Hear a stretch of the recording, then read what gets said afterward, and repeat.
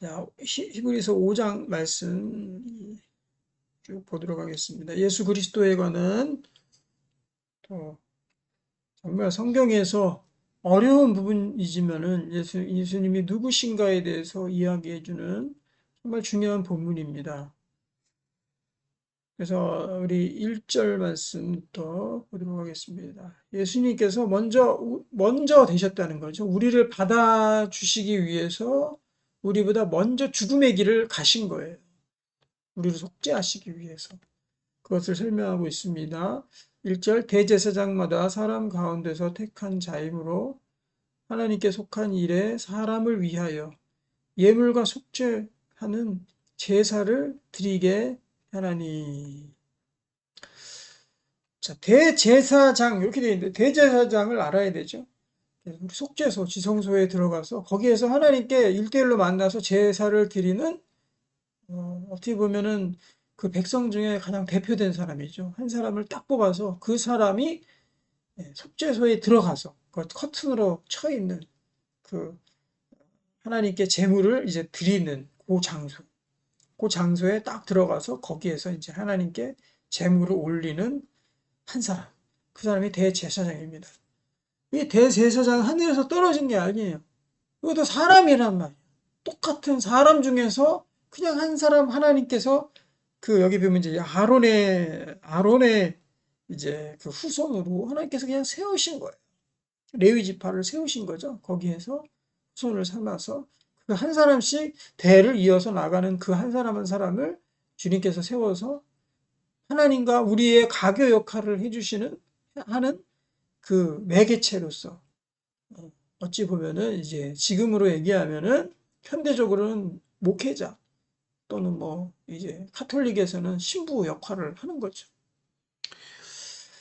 하지만 이 대제사장인 여기에서 보면은 그냥 대단한 사람이 아니라는 거죠. 그냥 한 사람에 불과하다는 거예요. 한 사람에 불과하다. 1절을 다시 보면은 사람 가운데서 택한 자임으로, 예? 사람 가운데서 그냥 택한 사람이란 말이에요. 그 사람의 특징은 뭐냐면은 예물과 속죄하는 제사를 드리게 하는 그 일을 도맡아서 했는데 참 웃기죠? 자기도 죄인이야. 자기도 실수해. 자기도 못해. 그런데 죄인인 사람을 불러다 놓고 그 사람의 재물을 받아서 하나님께 드리는 역할을 하는 거예요. 2절을 보면은 그가 무식하고 미혹된 자를 능히 용납할 수 있는 것은 이게 이제 제사 드리러 오는 사람들 아니에요? 백성들. 백성들 이렇게 쭉 오면은 그 사람 무식합니다. 잘 몰라요. 그리고 미혹되고 죄 가운데 있고 하나님에 대해서 정말 죄를 지은 죄를 이렇게 묻혀서 이 세상 가운데서 묻혀서 이 하나님의 전으로 오는 사람에 불과하다는 거죠. 근데 그 사람을 능히 용납할 수 있는 것은 자기도 연약에 휩싸여 있습니다. 다 같은 죄인이라는 거죠. 대제사장도 죄인, 또 죄를 들고 재물을 들고 재물에다가 씌워가지고 들고 오는 그 사람도 죄인. 다 같은 죄인이라는 거죠. 그러면은 만약에 대제사장이 죄가 없다. 그러면 어떻게 하겠습니까? 그 사람을 정죄하겠죠. 너 왜 이런 죄를 졌니? 도무지 이해할 수 없는 거죠. 너 이렇게 하면은 잘 될 텐데 왜 못했니? 하면서 죄를 지음에 대해서 죄를 짓는 거에 대해서 이해를 못하는 거죠. 제사장. 똑같은 죄인이기 때문에 그걸 이해하고 받아들이고 품어줄 수 있는 거. 그러니까 내가 해본 사람이기 때문에 죄를 들고 오는 사람을 용납하고 품어주고 그 사람의 재물을 받을 수 있는 거죠. 그럼 예전에 이스라엘 시대에 예전 시대 구약 시대에 대제사장이 자기가 죄인이라는 것을 깨달았겠습니까? 아니면은 일반 백성들보다는 자기가 나은 사람이라고 그렇게 생각했겠습니까? 어땠을까요? 조금 나은 사람이라고 생각됐으면 그건 죄에 대해서 잘 모르는 사람이고 죄에 대해서 조금이라도 아는 사람은요. 그때 당시에 대제사장이나 아니면 백성들이나 정말 매한 가지라는 거죠. 매한 가지. 다이다 똑같다라는 거. 다를 게 없는 거예요. 그냥 똑같은 사람이고 똑같이 죄 짓는 사람인데 한 사람은 대제사장으로 서 있는 것 뿐이고 하나님 직분 주셔가지고 그리고 한 사람은 죄를 지어서 그것을 어떻게 하면 없앨 수 있을까? 속죄하려고 하나님께 재물을 들고 오는 사람에 불과하다는 거죠. 그럼 대제사장이 죄를 들고 오는 저 사람을 딱 봤을 때 어떤 느낌이 들겠습니까? 성경대로라도 어떤 마음이 들까? 마음이 정죄하는 마음이 먼저 들까요? 아니면 가슴이 아플까요? 그리고 긍휼하는 또 같이 채유라는 마음을 가질까요? 어떤 겁니까? 뭐 둘 다 있을 수 있다고 봐요. 어떤 사람은 야 그거 또 제졌냐 이놈아 이러면서 정죄할 것이고 어떤 사람 아휴 그래 사람이 연약하고 부족하지 그래 하나님께 나와서 또 속죄함 받아야지 어떡하겠느냐 하고 같이 가슴 아파해 주는 사람 다 있을 겁니다. 하지만 특별히 이 히브리서 5장에서 말씀하는 이 대제사장의 이 모습은 어떤 모습이냐면 죄를 들고 오는 사람에 대해서 같이 예, 그를 용납해주는 대제사장으로 여기서 설명하고 있어요. 다시 2절 읽어보면 그가 무식하고 미혹된 자 여기 가지고 오는 사람입니다. 죄 짓고 오는 사람 무식하고 미혹한 자를 능히 받아줄 수 있는 것은 그것은 자기도 연약에 휩싸여 있습니다. 자기도 다 지어본 죄라는 거예요. 자기도 예전에 다 경험해 본 바라는 거죠. 그렇기 때문에 죄를 들고 오는 그 사람을 용납해주고 그 사람을 품어주고 그 사람을 위해서 기도해주고 때로는 그 사람을 품어줄 수 있다는 용기를 위로해줄 수 있다는 거죠. 그래서 죄에 대해서 예외인 사람은 아무도 없습니다. 죄에 대해서 우리가 여기 이렇게 쭉 이제 성도들이 같이 있잖아요. 그러면 저 사람은 그래도 완전히 다른 사람하고는 정말 죄하고는 거의 범접할 수 없는 그런 아주 존귀한 자라고 말할 수 있는 사람이 없다라는 거예요. 저는 그런 경험이 있습니다. 제가 잘 아는 친구인데 그 사람이 했던 고백이 있습니다. 살인 강도 외에는 다 지어봤대요, 죄를. 나한테. 너도 죄 많이 지었지? 이랬더니. 그럼 살인 강도 빼고는 다 해봤어. 이런 살인 강도 빼고 다 해봤다. 살인 강도는 어떤 특정한 사람에게 있는 것이 아니라 그런 환경이 되면 그런 일이 일어날 수 있다고 봐요. 누구든지 다 가능성이 있습니다. 그래서 가인과 아벨 사이에 가인이 아벨을 죽였다는 것은 가인은 나쁜 놈, 가인은 죽일 놈 하고 정죄할 것이 아니라 우리도 남을 살해할 수 있는 그런 가능성을 다 내포하고 있는 사람이라는 것을 우리가 알아야 된다. 사람이 누구든지 다 살인 강도하고 누구든지 다 정말로 끔찍한 범죄를 저질 수 있는 그런 원죄와 죄의 가능성과 그런 것들을 다 우리가 잠재하고 있는 사람. 그것이 다행히 하나님의 은혜로 발현이 안 됐을 뿐이지, 폭발이 안 됐을 뿐이지, 그런 상황으로 사람을 몰아가게 되면은요, 누구든지 다 폭발할 수 있습니다. 그래서 누구든지 자랑할 수 없는 거. 누구든지 정죄할 수 없는 거. 저런 나쁜 놈이 있나? 어떻게 저런 죄를 짓나? 저는 텔레비 보면은요, TV 보면은 이제 그런 흉악범들이 가끔씩 나오잖아요. 그러면은 세상에서 죄에 대해서 잘 모르는 사람들은요, 아유, 저 나쁜 놈 어떻게 하고 돌 던지고, 저 사람은 저런 놈은 사형죄에 대해서 우리가 많이 찬반론이 있잖아요. 사형을 시켜야 되냐. 근데 막 사형 찬성론자들은요, 그거를 봐야지 사람들이 죄를 안 짓습니다. 저런 놈은 저렇게 나쁜 짓을 했는데 사형에 처해야 됩니다. 라고 이제 얘기하잖아요. 그리고 뉴스 보면서도 그렇게 손가락질 할 수 있는 거예요. 그런데 저는 어떤 마음이 드냐. 긍휼한 마음이 들어요. 저 사람이 얼마나 환경이 어땠으면 저렇게까지 범죄를 저질렀을까. 그리고 불쌍한 마음이 많이 들더라고요. 저 사람이 그래도 감옥에 가서라도 예수 믿었으면 좋겠다. 이런 생각이 많이 듭니다.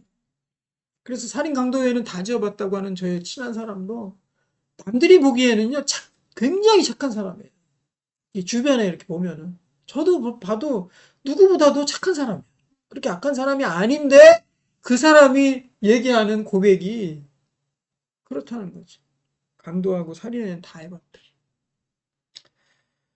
그래서 예수께로 가면 갈수록 또 성경으로 들어가면 들어갈수록 우리는 다 똑같은 죄인이고 내 속에 그런 것들이 잠재되어 있다는 것을 더 뼈저리게 느끼게 될 수밖에 없습니다.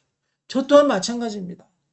저도 이 살인, 정말 살인, 이 가인의 후에 살인에 대한 것들은, 야, 어떻게 살인까지 하냐? 그거는 말도 안 되지 않느냐? 하지만 저는 어떤 경험을 해봤냐면은, 아, 이래서 살인죄가 벌어지는구나 하는 그런 마음까지 들은 적이 있습니다. 어떤 상황을 두고 구체적으로 얘기할 수는 없지만, 저는 그냥 거기에 대해서 참고 알았지만은, 아, 이래서 사람이 살인하게 되는구나를 깨달은 그런 적이 있어요. 그렇기 때문에 거기에 대해서 더 겸손하게 되는 거죠. 하나님, 저는 정말로 연약하고 저의 죄가 너무나도 하나님 앞에 크거든요. 이 죄를 어떻게 용서받을 수 있겠습니까? 그러니까 이러한 자세를 먼저 가지게 되면은 이제 죄인을 바라보는, 다른 사람을 바라보는 태도가 달라지는 거예요. 보면은요, 우리가 성격 장애라고 그러죠. 성격 장애. 성격 장애가 한 6가지 정도 있거든요.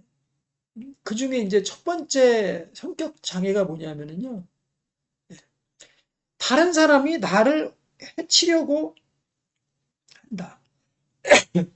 다른 사람이 매사에 어떠한 말을, 대화를 나누건 행동을 하건 간에 나를 미워하고 나를 해치기 위해서, 나를 예, 어떤 위해를 가하기 위해서, 나를 골탕 먹이기 위해서, 나를 안 좋게 만들기 위해서 행동하고 말하는구나 하는 그런 의식에 사로잡힌 것이 성격 장애 중에서 첫 번째 성격 장애예요.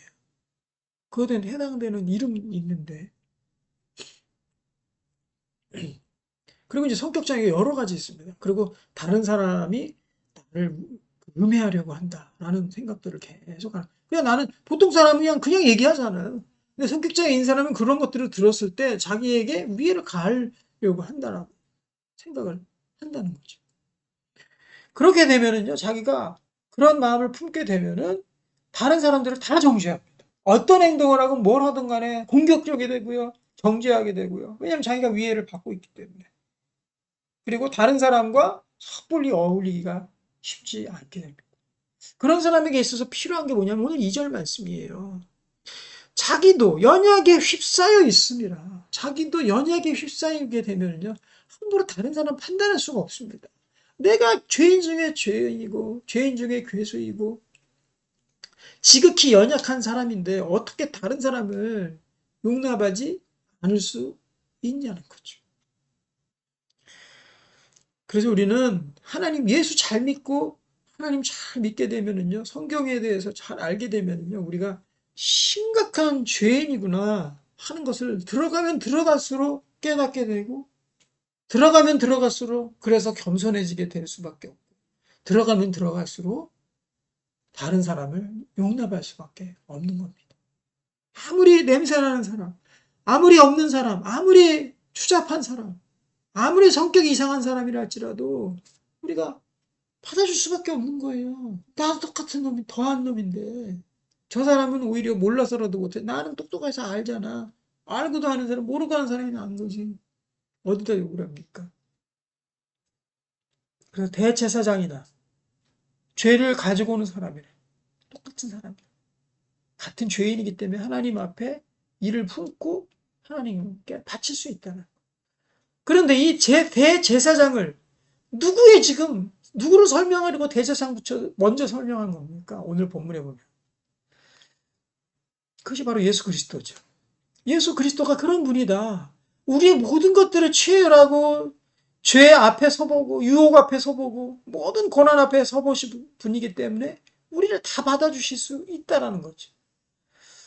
완전히 깨끗한 하나님, 두려운 하나님, 감히 다가가기가 어려운 하나님이라면 함부로 갈 수가 없는 거죠. 요즘에 사극을 재미있게 보고 있는데 왕이 지나갈 때 어떻습니까? 다들 그냥 엎어지잖아요. 왕이다 하고 엎어지고, 그리고 일반 백성들 지나가도 고개 뻣뻣이 세우고 있으면 바로 잡혀갑니다. 왜냐하면 나하고 비교했을 때 너무나도 큰 사람, 큰 분이기 때문에. 그리고 내가 함부로 다가갈 수 없는, 나는 천하고 미천한 것이기 때문에 그 크기가 너무나 하늘과 같은 존재가 왕이기 때문에, 그렇기 때문에 왕이 지나갈 때 딱 엎드려서 있는 것입니다. 그런데 한 주인공, 그 사람은 왜 뻣뻣해져 가지고, 그 여자 주인공은 왜 뻣뻣해져 가지고 왕이한테 어? 당돌하게 이야기하고, 왜 그렇죠? 잘 모르니까, 그때 당시의 상황을 잘 모르니까. 그리고 현대 사회에서 그쪽 조선시대로 간 사람이잖아요. 타임머신 타고 간 사람이잖아요. 그러면은 현대 사회에서는 일반 국민이나 대통령이나 장관이나 국회의원이나 다 똑같은 평등한 사람이잖아. 한 사람의 평등한 사람이잖아. 그걸 깨는 것이 오히려 범죄지 않습니까? 그것을 깨려고 하고 권력을 다른 데 사용하려고 하면은 그것이 문제가 돼가지고 그 정치인 누구든지 다 구속이 되고 문제가 되는 거 아닙니까? 그런데 그러한 평등한 사회에 똑같이 있는 사회에서 있다가 조선시대 왕한테 가니까 왕한테 함부로 이야기하고 함부로 농담하고 함부로 대하다가 옆 사람 옆에 있는 대감한테 혼나고 막 그런 거 아닙니까? 맞아요. 여기서도 마찬가지죠. 우리가 하나님께 함부로 다가갈 수 있고 함부로는 아니죠. 예. 부담 없이 어떠한 장벽도 없이 그냥 다가갈 수 있고 예수님께 우리가 마음껏 부를 수 있고 어떠한 어려움도 없이 예수님과 손잡을 수 있고 예수님과 같이 할 수 있는 게 뭡니까? 바로 예수님이 우리의 모든 죄를 감당하시고 체혈하셨기 때문에 이 대제사장 똑같이 그렇다라는 거죠. 이 대제사장 그래서 어떻게 했는지 봅시다. 3절. 그러므로 백성을 위하여 속죄제를 드림과 같이 여봐. 백성을 위해서 속죄제를 드리게 해주는 그 집례를 감당하는 사람이 대제사장이잖아요. 그런데 대제사장이 백성을 위해서 속죄제만 하느냐? 아니라는 거죠. 자신을 위하여 드리는 것이 마땅하니라. 그래서 자신 위해서도 매번 계속해서 드리는 겁니다. 제사를 똑같이 자기도 죄인이고 자기들 백성들과 똑같이 자기도 죄인이기 때문에 백성의 제사도 드리고 대제사장인 자기도 하나님께 계속해서 제사를 드려야만 살 수 있는 것이 구약시대이고 그렇게 해서 살도록 하나님과 소통할 수 있도록 만들어주신 법이 율법이 제사법이라는 거죠. 4절 보겠습니다. 이 존귀는 아무도 스스로 취하지 못하고 오직 아론과 같이 하나님의 부르심을 받은 자라야 할 것이에요. 하나님 정하신 거예요. 아론의 반차라 그럽니다. 아론의 계보. 계보를 따라. 여기 아론의 계보와 동일하게 뒤에 보면 이제 멜기데색의 계보가 반차가 나오죠. 이 두 개를 비교해서 보는 것이 중요합니다. 아론의 계보를 따라서 부르심을 받은 그 대제사장이기 때문에 하나님이 정하신 거예요. 하나님께 갈 수 있는 제사를 통해서 그동안 막혀 있었던 하나님께 갈 수 있는 길을 만들어 주신 것이 바로 하나님이 이 대제사장을 세우신 길입니다. 또한 이와 같이 그리스도께서 대제사장 드디어 이제 예수 그리스도에 대한 내용이 나오죠.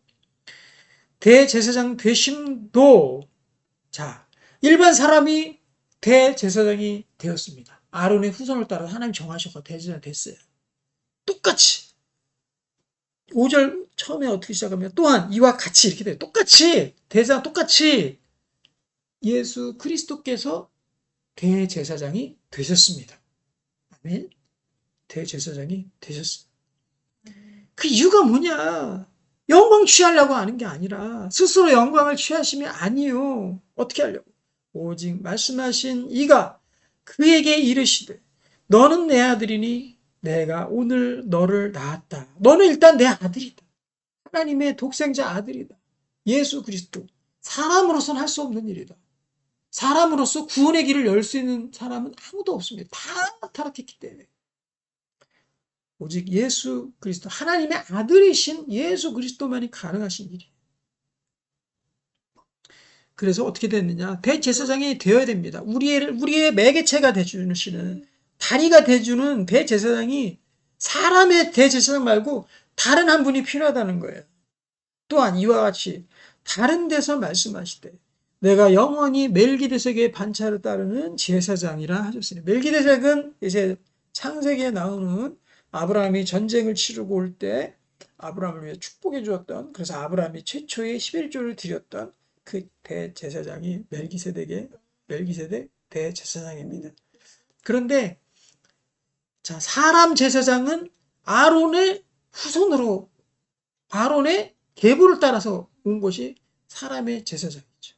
그러면 이 사람의 길을 따르면 안 되잖아요. 제3의 길. 하나님께서 새롭게 만들어주신 구원의 길. 그 길은 뭐냐?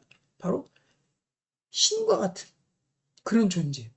그래서 이 멜기세덱을 뭐라 하면 기묘, 모사다, 기묘다. 이런 말로 표현하거든요. 예수 그리스도의 조상으로서의 상징으로서 얘기하는 겁니다. 또 하나의 제3의 새로운 구원의 길. 멜기세덱의 제사장의 계보를 따르는 또 하나의 제사장을 세우는 거죠. 이 히브리서는 어려워요. 풀고 나면 기가 막힙니다. 그래서 좀 어려운 성경도 필요한 거예요. 쉬운 성경도 필요해요. 자, 잘 보십시오. 이쪽에는 사람의 대제사장.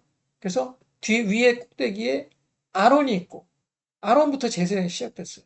그 대제사장이 아론의 후손하면서 대제사장이 계속해서 이어져 나갑니다. 그 대제사장 누구라고요? 사람의 죄를 대신해서 이제 제사를 하나님께 드려주는 사람.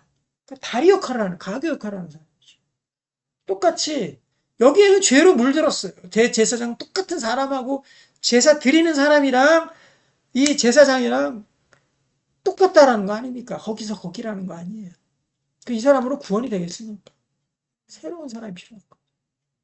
멜기세덱의 반차를 따르는, 멜기세덱의 계통을 따르는 새로운 제사장. 그 누구예요?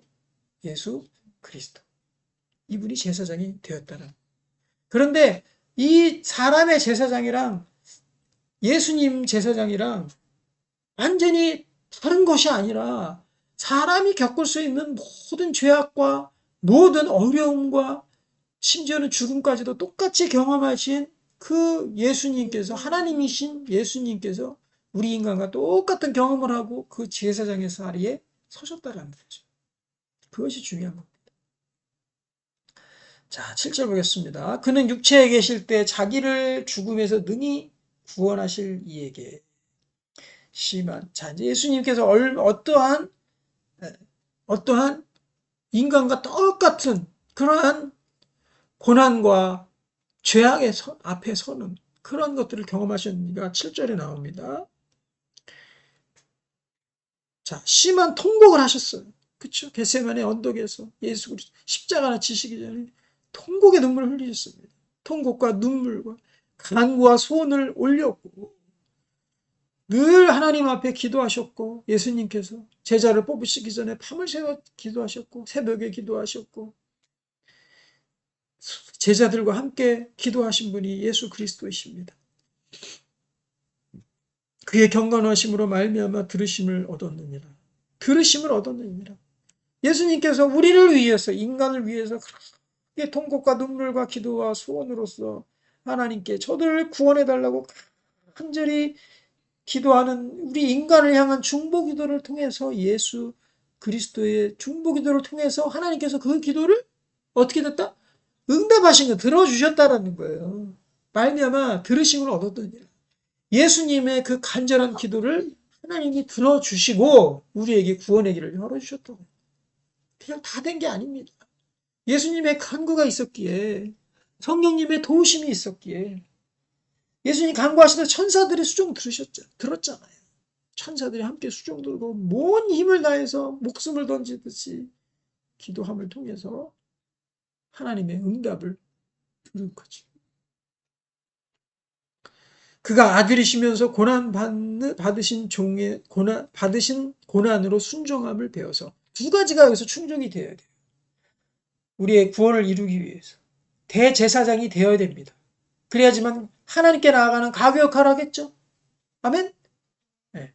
대제사장이 분명히 되셔야 돼요. 하지만 인간 제사장으로 안 되는 거죠. 하나님의 아들의 제사장이 되어야 되는 거예요. 하나님의 아들이 먼저 오셔야 됩니다. 한 가지 조건 플러스 대제사장이 되셔야 돼요. 우리의 제사를 받아줄 수 있는, 집례해 줄 수 있는, 다리 역할을 해줄 수 있는 그 제사장이 되어주셔야 되는데 죄 없으신 하나님의 아들이 그 역할을 맡아주셔야 되는 거예요. 얘네들로서는 인간으로서는 안 되기 때문에. 그래서 그가 아들이면서도 고난으로 순종함을 배워서 온전하게 되셨은즉 자기에게 순종하는 모든 자에게 영원한 그 구원의 근원이 되시고 하나님께 멜기세덱의 반차를 따른 제사장이라 칭하심을 받으셨느니라. 이 두 가지가 만족이 됐습니다. 그래서 죄 없으신 하나님의 아들, 그 아들을 우리를 통해서 이제는 자기가 친히 제물이 되시는 거죠. 양과 소가 아니라, 염소가 아니라 친히 그 육신이 제물이 되셔서 우리를 위해서 가교 역할을 해주시고 하나님께 이제는 완전히 나아갈 수 있는 길을 열어주신 거죠. 이 제사는요, 그동안 인간들이 드렸던 제사하고는 근본적으로 다릅니다. 인간들이 드렸던 제사는 뭡니까? 할 때마다 케이스 바이 케이스로 계속해서 드려져야 되는 완전히 부족한, 완전하지 않은 그런 제사였어요. 인간이 드리는 제사였기 때문에.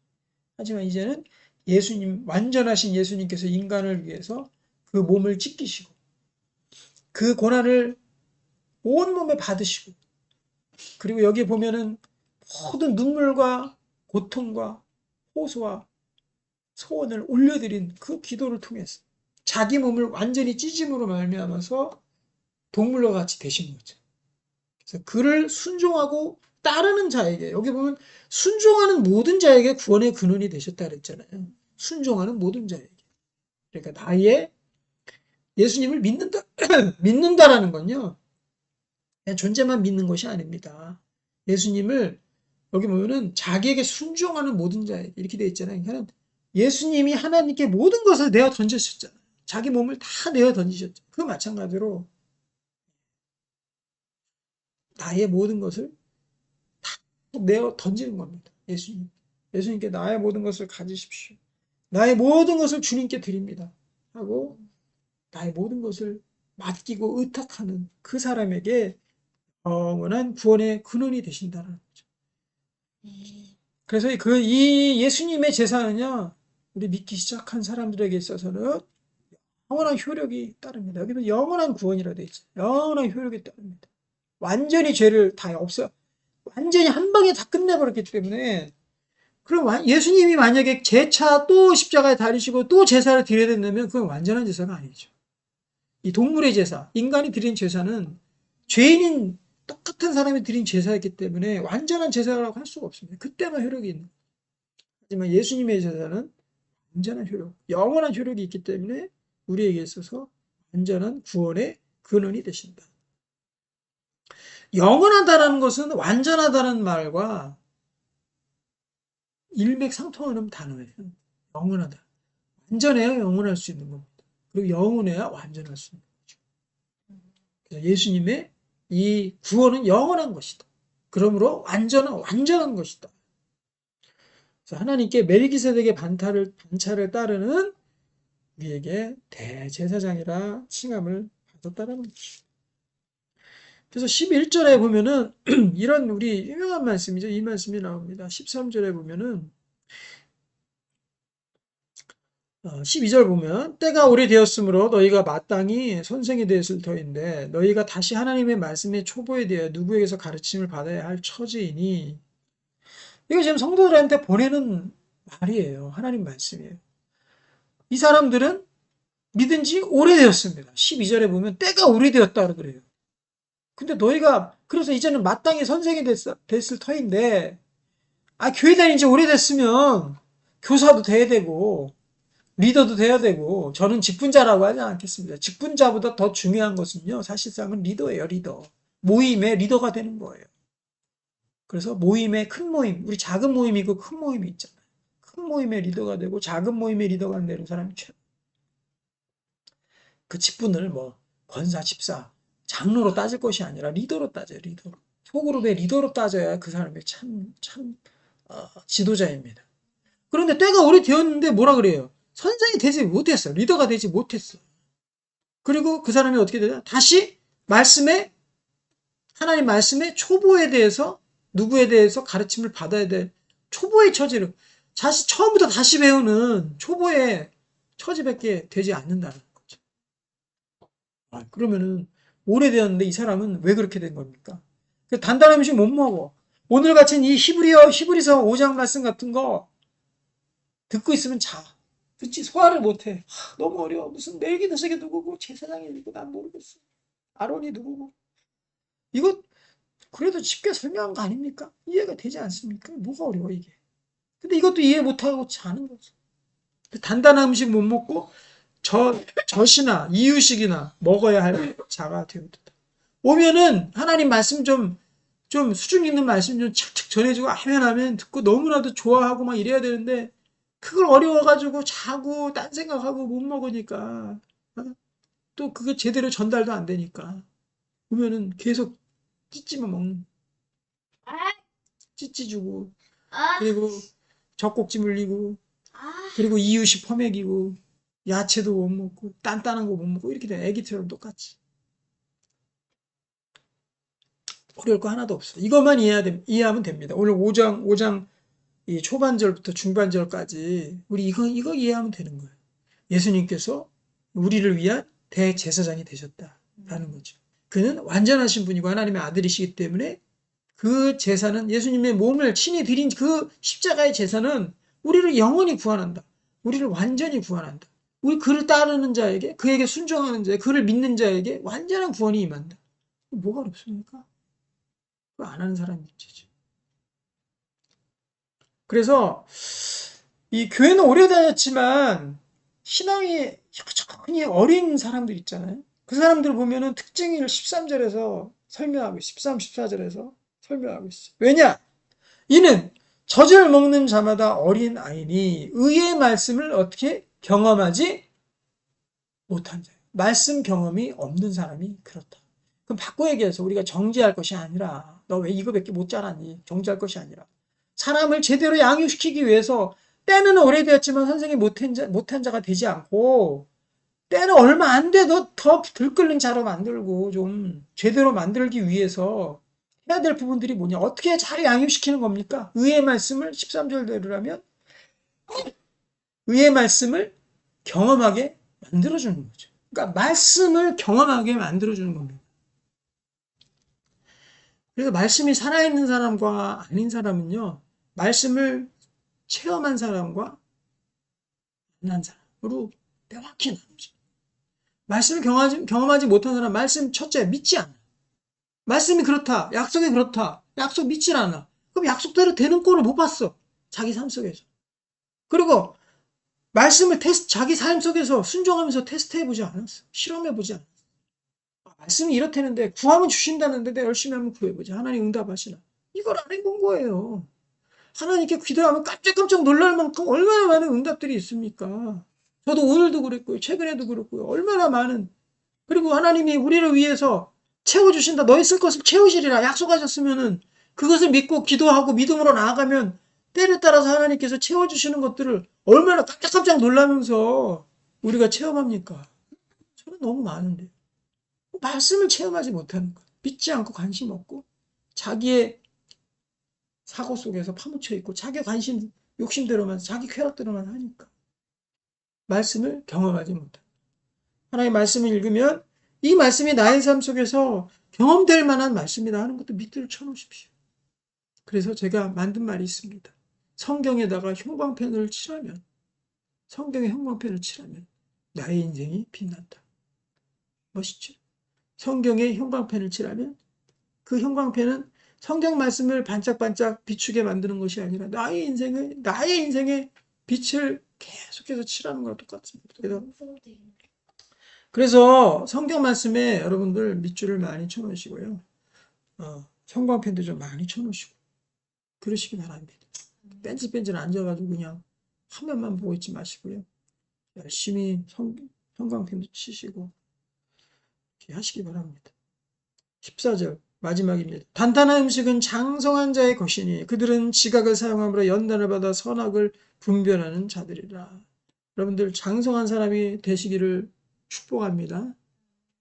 더 이상 찢지 먹는 어린아이가 아니라 여기 보면 단단한 음식도 먹을 줄 아는, 그래서 연약한 사람들, 어린아이 같은 사람은요 마음도 어려요. 그래서 여기저기서 조금 뭐라 그러면 거기 상처받고 또 뭐 하면은 거기에 너무 그냥 거의 노이로제 걸릴 것만큼 마음이 거의 흔들려 버리고. 근데 장성한 사람은 어떻습니까? 웬만한 주변에서 웬만한 말하고 이런 것들에 대해서 이길 줄 알아요. 그리고 웬만한 스트레스 받는 거 스트레스 대처법도 있습니다. 하나님 믿고 또 하나님 주신 능력이 있기 때문에 웬만한 거 흔들리지 않습니다. 연약한 사람은요, 교회 조금 오자 그러면 이제 조금 잘 나오기 시작해. 근데 옆에서 사단이 툭 치거든요. 예, 세게도 안 쳐요, 그냥. 사단이 툭 칩니다. 툭 치면 거기 넘어가요. 넘어져가 그 다음 주에 못 나요. 물어보면은 뭐 약속이 생겼대. 그 전에, 그 전주에는 그냥 계속해서 나오기를 그렇게 약조해놓고. 빈말이 아니었습니다. 연약한 사람 그래요.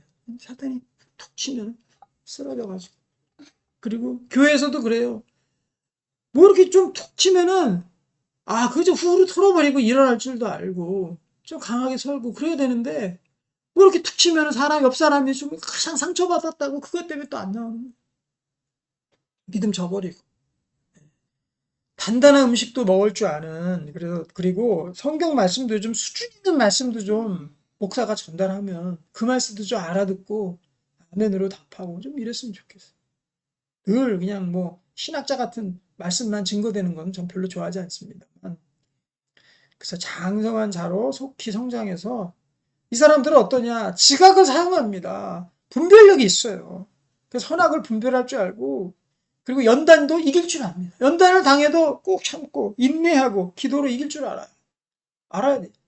그런데 연단 조금 오면은 고난 조금 오면은 길가에 뿌려진 씨앗처럼 그냥 거기서 나가 떨어져 가지고 잠수 타고 문자도 안 받고 이렇게 되는 거죠. 말씀을 많이 경험해야 됩니다. 그래서 좋은 말씀, 하나님의 살아있는 말씀 많이 들어야 되는 게 첫 번째고요. 그 말씀을 내 삶 속에서 순종하고 적용해보는 두 번째 단계가 필요한 겁니다. 그럴 때 내가 점점 더 이 굳은 살의 벽입니다. 요즘에 제가 예? 이 헬스를 지금 2년 반 넘게 지금 계속 하니까는 이쪽 손바닥 여기 손가락에 굳은 살이 쫙 박혔어요. 그래서 여기서 들어도 그리고 이제 무릎도 막 아프고 그랬는데 연단을 이 바벨로 근육으로 연단을 받으니까 무릎도 점점 더 안 아파지고 그런 것 같습니다. 그리고 예전에 허리가 아파서 잠을 잘 못 잤거든요. 근데 요즘에는 허리에도 연단을 가하니까는 허리도 그래도 예전처럼 그러지 않고 튼튼합니다. 그래서 오랜 시간 서 있어도 그렇게 안 아프고 예전에는 설교를 한 40분 설교를 못 했어요. 1시간을 강단에서 서 있지를 못했어요. 허리가 아파가지고. 그만큼 이제 근육이 약화된 거죠. 근데 지금은 그렇지 않아요. 그래서 연단 받으면은 선악을 분별할 줄 알고, 시대를 분별할 줄, 우선순위를 분별할 줄 알고, 또 지금의 때가 어느 때인지를 그걸 분별할 줄 압니다. 그래서 내 삶 낭비하지 않냐고 전히 좋은 하나님께서 인도하시는 삶으로 우리가 살아갈 수 있다라는 거죠. 그렇게 하나님께서 주시는 은혜로 살아가는 장성한 찢지 먹는 삶이 아니라 하나님 앞에 단단한 음식 먹는 그런 장성한 사람이 되시기를 주님의 이름으로 축복합니다.